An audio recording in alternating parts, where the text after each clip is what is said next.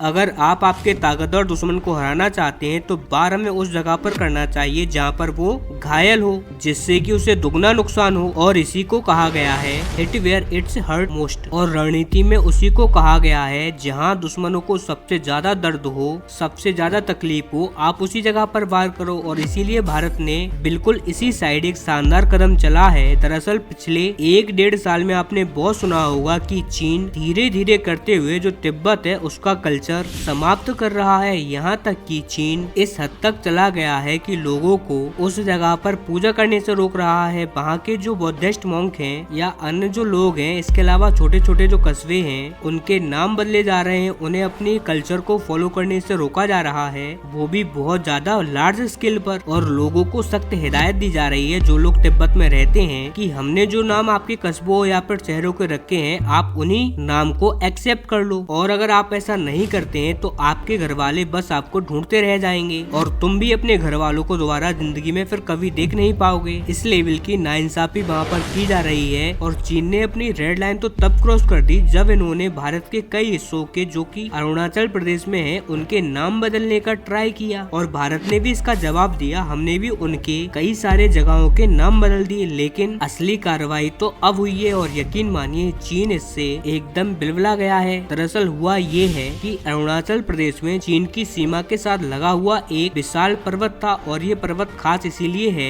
कि इसकी ऊंचाई करीबन 20,000 फीट से ज्यादा है। लेकिन फिर भी आज तक कोई भी इस पर चढ़ने में सफल नहीं हुआ। लेकिन हाल ही में भारत की एक टीम इस पर चढ़ने में सफल हो गई और चढ़ने के साथ ही उन्होंने इस पर्वत का नाम भी रख दिया। जी हाँ, अभी तक इस पर्वत का कोई नाम नहीं था, ये एक बेनाम पर्वत था। लेकिन अब ये जाना जाएगा श्यांग गस्ट के नाम से। जी हाँ, ये छठे दलाई लामा थे, जो कि 1697 से 1706 तक दलाई लामा रहे थे तिब्बत के, यानी कि उस टाइम के सर्वोच्च धार्मिक नेता पूरे तिब्बत के। अब आप कहोगे कि यार वो तो तिब्बत के थे, फिर हम अरुणाचल प्रदेश में उनके नाम पर पर्वत का नाम क्यों रख रहे हैं? इससे तो चीन कह सकता है कि जी देखिए, भारत ने भी इस बात को एक्सेप्ट कर लिया है कि जो ये अरुणाचल प्रदेश है ये तिब्बत का हिस्सा है, क्योंकि इसका नाम तिब्बत के ही धार्मिक गुरु के नाम पर रखा गया है। इससे तो हमारा दावा कमजोर होगा तिब्बत के ऊपर, और तिब्बत पर जो चीन का कब्जा है वो और भी ज्यादा पुख्ता मान लिया जाएगा। लेकिन भारत ने यहीं पर एक बहुत बड़ा खेल कर दिया है। दरअसल भारत के पास बहुत सारे ऑप्शन थे, करीबन 14 दलाई लामा आए हैं आज तक, किसी के नाम पर भी हम इस माउंटेन का नाम रख सकते, लेकिन भारत ने छठे दलाई लामा का नाम इसीलिए चुना क्योंकि ये दलाई लामा थे तो तिब्बत के, लेकिन असल में इनका जन्म भारत के अरुणाचल में हुआ है, यानी कि ये भारतीय थे, लेकिन बाद में ये तिब्बत चले गए और वहाँ के सर्वोच्च धार्मिक नेता यानी कि दलाई लामा बने। इसीलिए भारत ने इनका नामकरण कर न केवल अरुणाचल प्रदेश पर अपना दावा पुख्ता कर लिया है, बल्कि तिब्बत के भी एक बड़े हिस्से पर अपना दावा ठोक दिया है कि देखिए यहाँ पर भारत के लोग जाते थे दलाई लामा बनने के लिए। अब इससे आप समझ ही गए होंगे कि भारत ने यहाँ पर कितना बड़ा खेल कर दिया है। और यही कारण है कि चीन की तमाम सोशल मीडिया हो या फिर सरकारी न्यूज चैनल हो, सबके सब भारत को खड़ी खोटी सुना रहे हैं, क्योंकि उन सबको पता है कि चीन को भारत ने अपने चक्रव्यूह में जकड़ लिया है। लेकिन चीनियों की सबसे बड़ी मुश्किल तो ये है कि पश्चिमी मीडिया, जो कि कभी भी भारत के साथ में खड़ी नहीं होती, उल्टा वो भारत को बदनाम करने का ट्राई करती है। लेकिन यहाँ पर वही पश्चिमी मीडिया भारत के इस कदम का भरपूर प्रचार कर रही है। और आप ये बात तो जानते ही होंगे कि पश्चिमी देशों की मीडिया का इन्फ्लुएंस दुनिया भर में कितना बड़ा है। वो कोने कोने में खुद इस बात को पहुँचा रहे हैं कि कैसे